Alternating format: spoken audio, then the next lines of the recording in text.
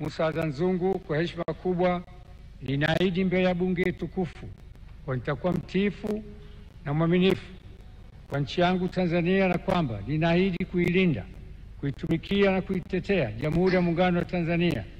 kwa nguvu zangu zote na moyo wangu wote. Mwenyezi Mungu nisaidie.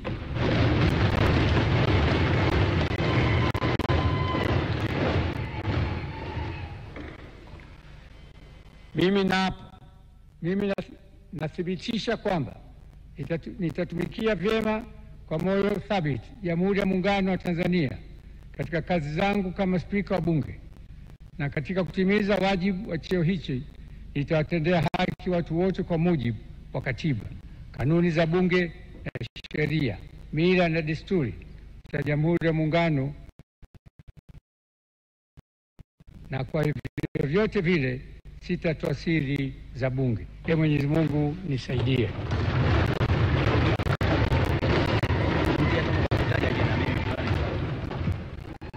Mimi Musa Azzan Zungu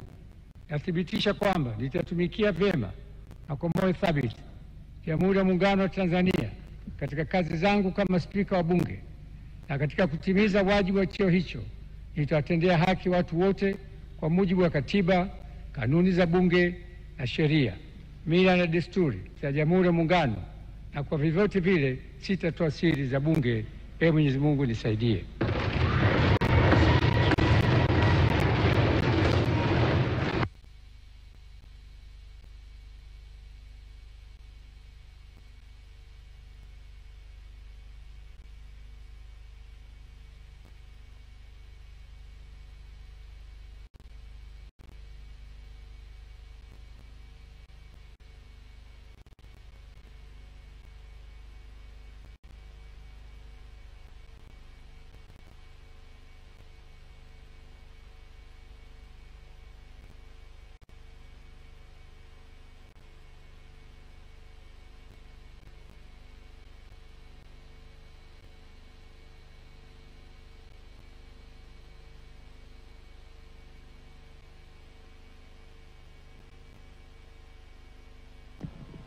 Naam, ni Musa Azzan Zungu, Spika mpya wa Bunge la Jamhuri ya Muungano wa Tanzania, na kwa nafasi hiyo Spika wa Bunge la 13 akisaini baada ya kula kiapo kwa kuchaguliwa kwa kura 378 kati ya kura 380 halali ambazo zimepigwa katika wabunge wote waliohudhuria hapa leo, wabunge 383,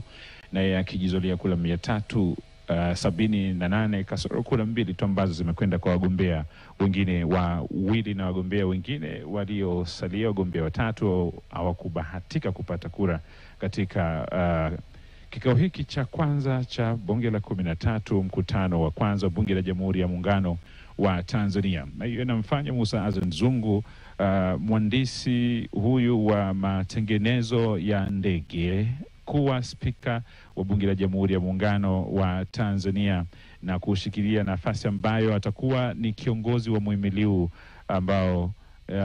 utakuwa ni kiunganishi cha Watanzania wote na wawakilishi wao hapa bungeni Dodoma, akikabidhiwa